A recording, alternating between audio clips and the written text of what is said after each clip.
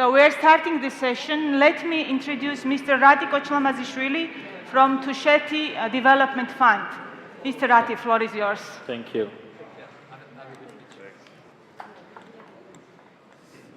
So, hello everybody. As being said, my name is Rati from Tusheti Development Fund, which is a community network we've been building together with huge supporters. So let me go through the presentation and give you a brief introduction about the project and the lessons learned during this one-year period when we built this network, and also the future plans altogether. So, if you do not know Tusheti, this is one of the remote regions of Georgia and also beautiful region at the same time. The full territory is covered under the 3 types of the protected areas, which makes this region very unique. It is a home also for the highest settlement in Europe, and also the protected areas is also the largest in Europe. So this makes the place unique, and that was the driver why this region became so touristic. And last year we counted more than 14,000 visitors, which is quite a big number considering the territory and the road which drives to Tusheti is considered as one of the dangerous in the world. So the region was without internet, and how it came. So to give you some pictures from Tusheti, this is what I'm talking about, the beauty of it, even during the winter. So only way to get there during the winter, this is a helicopter. So for 7-8 months, there is no road for locals living there. So internet was really key to have a connection for those people from outside the world. So here the question comes, how to do this? So then, of course, financial support is needed, and here the ISOC, Internet Society, came around the table and said, together with the partners, that let's make this remote region, let's have a broadband for this great region. And also, Ministry of Economy with its JITA, Innovation Agency, put also additional money to make this happen and have internet for Tusheti. Of course, there is some financing from World Bank also, from Genia project, and later people are going to talk about it. So implementation came from the Small and Medium Telecommunication Association, and with its member Freenet, which is operating in Kakheti, and also some IT specialists who helped us to build the system. And also the locals, of course, Tusheti Development Fund, which is a community-based organization to promote the development of the region. And of course, a great supporter for the whole process is the Georgian National Communication Commission, which is supporting throughout the process of this project, and the Tusheti community who are helping us in different directions to make this community network alive and sustainable for a long run. And the beneficiaries are, of course, the people from these remote areas and remote region. So, indeed, a great stakeholder engagement in this process. So before broadband internet, Tusheti had a mobile coverage, but only 1/3 of the villages are covered through mobile, and the rest of the villages are left behind any connection. So building the system, we made possibilities for the many villages and farms, and they are now having internet and having benefits of it. Of course, this is a system. We built the 5 antennas and 3 transmitters in the whole region to cover the most of the villages and population living there. Of course, with this terrain and the landscape, it was not easy to build the system. We used horses, sometimes cars also, but it was worse. When we got the internet, it's the highest peak, more than 3,000 meters. This was really joyful. So here the impact comes. I mentioned already that this is a broadband internet, and before that it was only, and there is also the mobile internet, but very low quality, and also the price is high, as you know, and it's not comparable with the broadband internet. So more than 10 villages we connected to the rest of the world.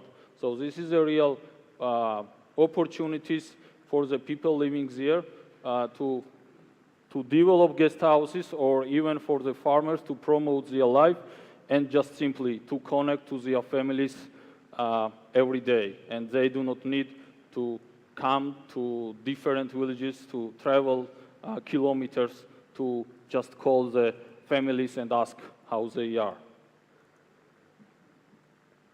So of course, I'm not going to talk about the huge opportunities and sources internet is bringing around the world, but for Tusheti as a new touristic spot and also very famous with its sheep breeding and the famous sheep farms, this is a new opportunity to promote their products, to promote the region, and to boost the tourism again, especially in those areas where there was no connection. So it was almost impossible to book any hotel in the the gorges, and now there is a possibility.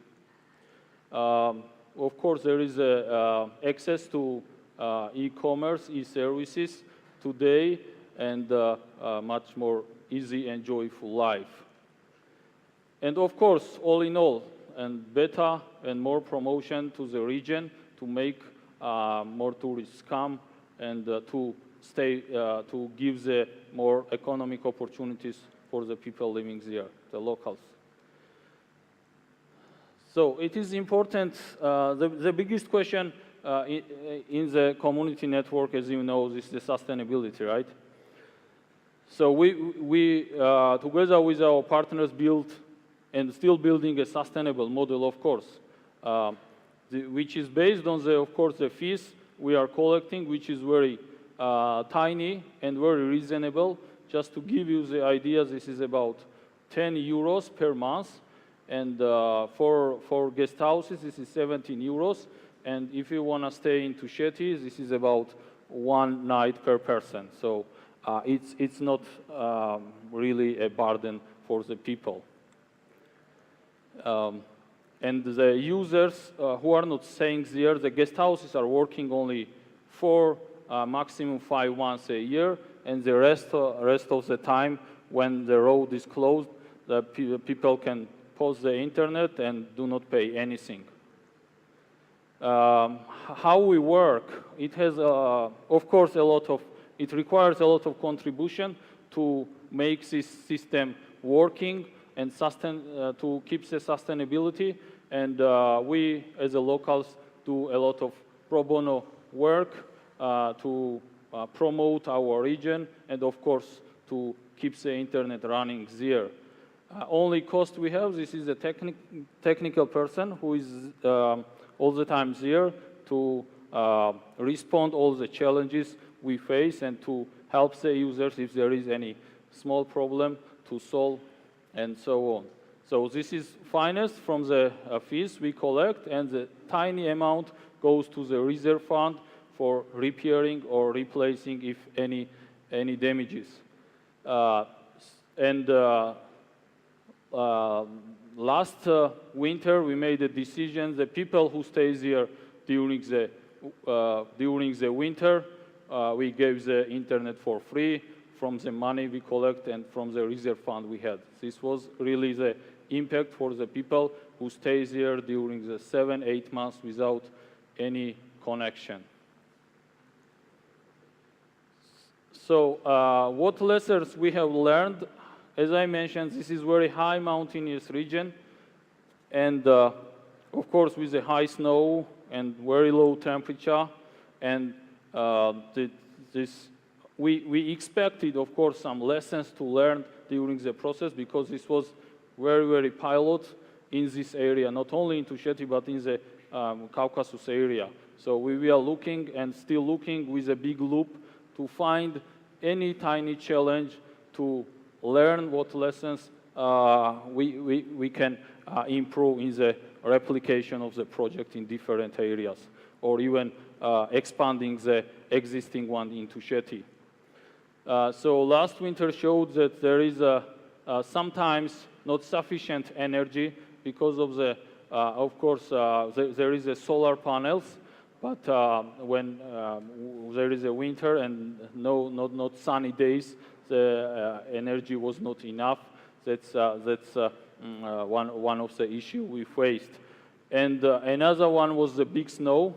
Even though we installed the panels at the 6 meters from the ground, we still faced that the snow damaged slightly the antenna at the peak of the Abano Pass. So yeah, transportation is challenge. We use it, but still, in order to respond timely, any challenges we face, transportation is really key, because most of the time to reach the antennas and transmitters, you need a horse, a car. You have to bring all the equipment, and this is, of course, also the small challenge we faced. We've been, with our partners, we will building the capacity inside the community to have the human capital who can respond any challenges faced during the time, and it's increasing, and there is already some people who are very skilled to respond any challenges we face.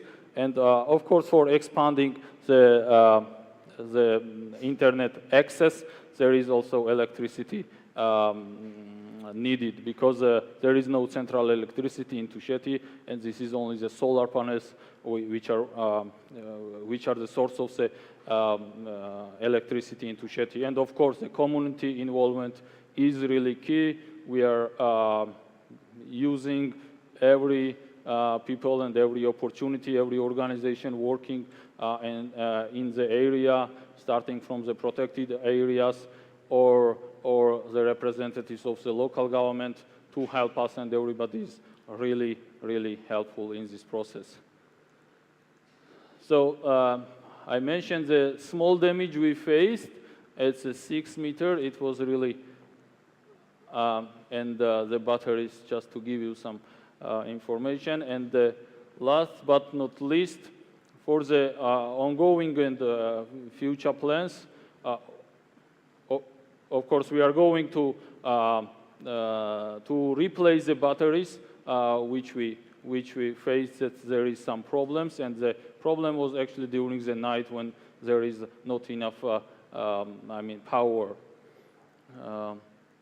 This is, and one good thing is that we are working with the Tusheti protected landscape, which is going to have the electronic data collection with this internet, which is really step ahead.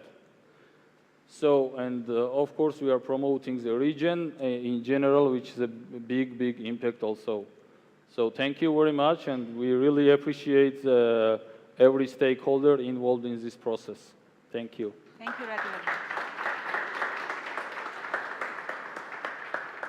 Thank you, Rati. Now let me give a floor to Ms. Mercy Tambon, the World Bank's Regional Director for South Caucasus. Please, Ms. Tambon, the floor is yours.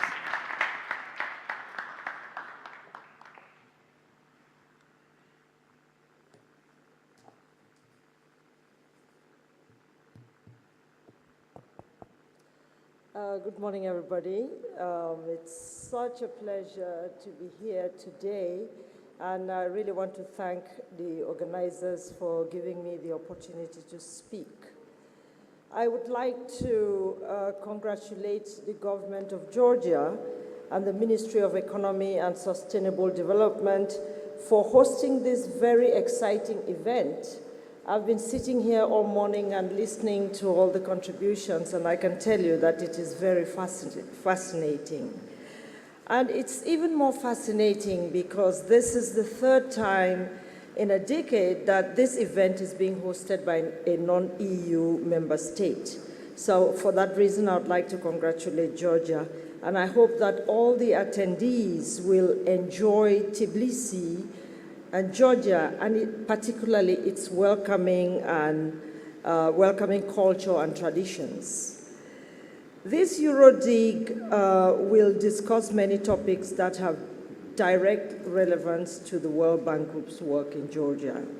And we recently released our country partnership framework for 2018 to 2022, where we recognize the importance of improving access to the internet for all. This will help Georgia to maintain growth and boost productivity in an inclusive and sustainable way, and will support investments in people.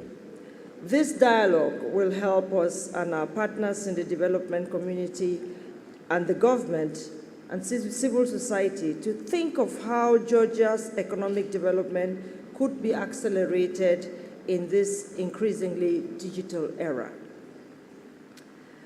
We just heard about Tusheti, and I really want to confirm that Georgia has done very well in connecting many of its citizens to basic internet.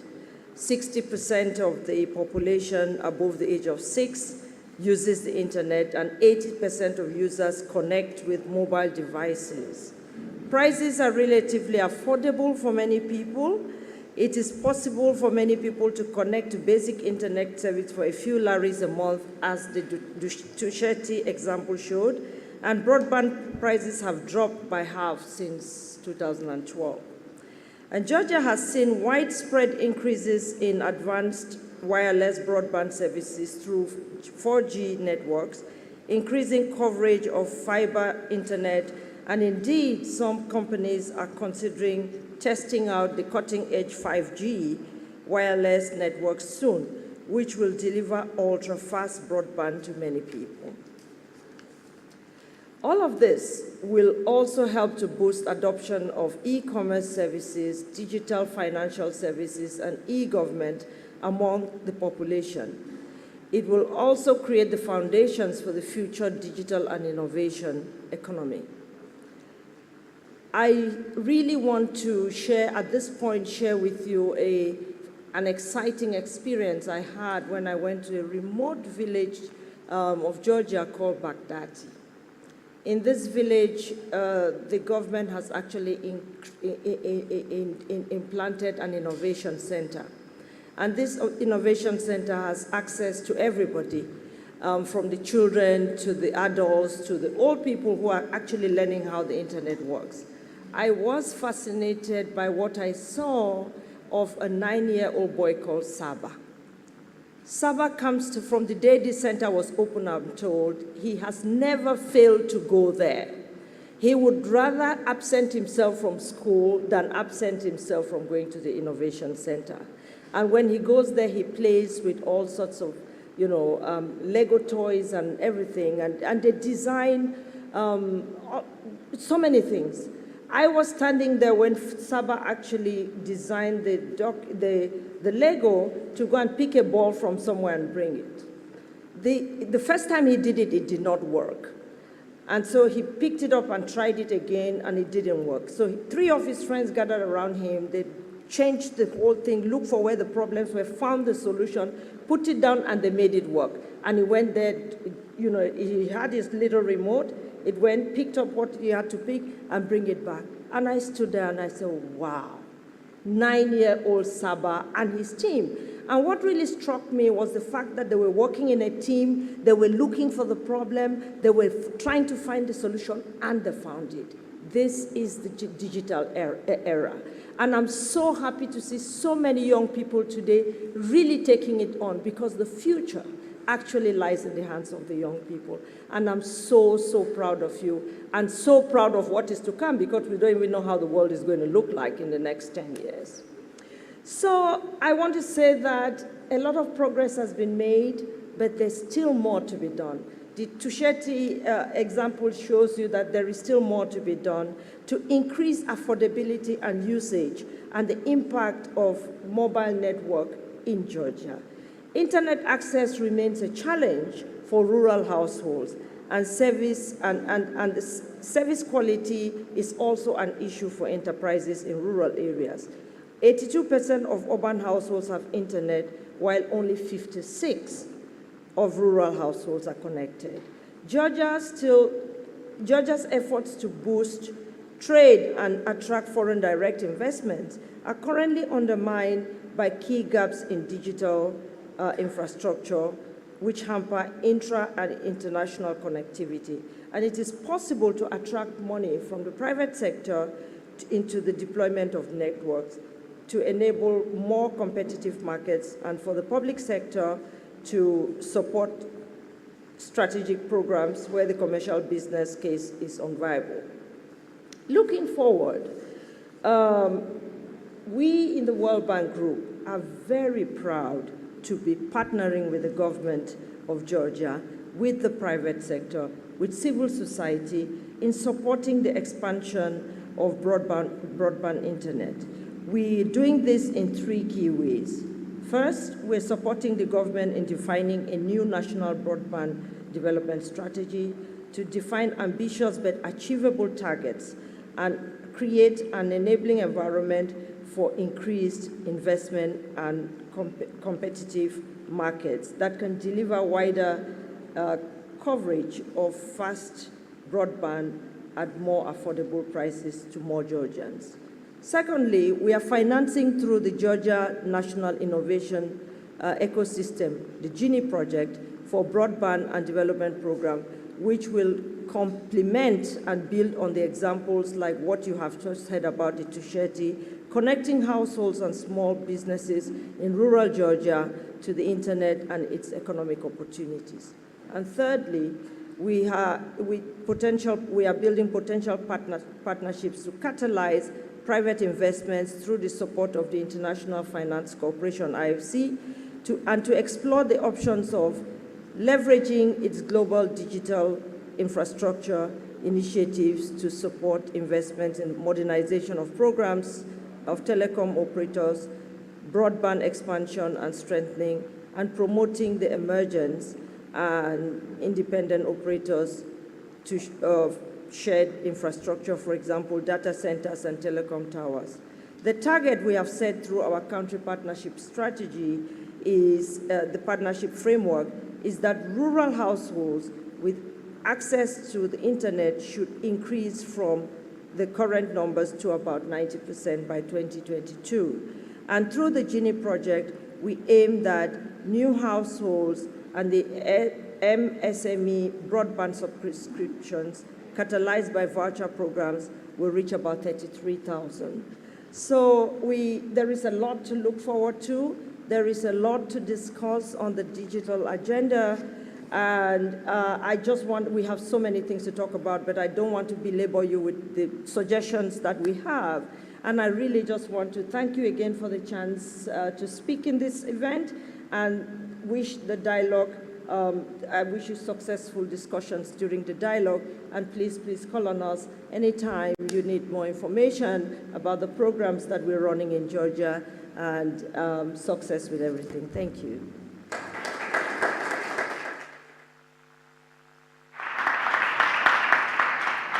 Thank you very much. So thank you, Mr. Mbon. Just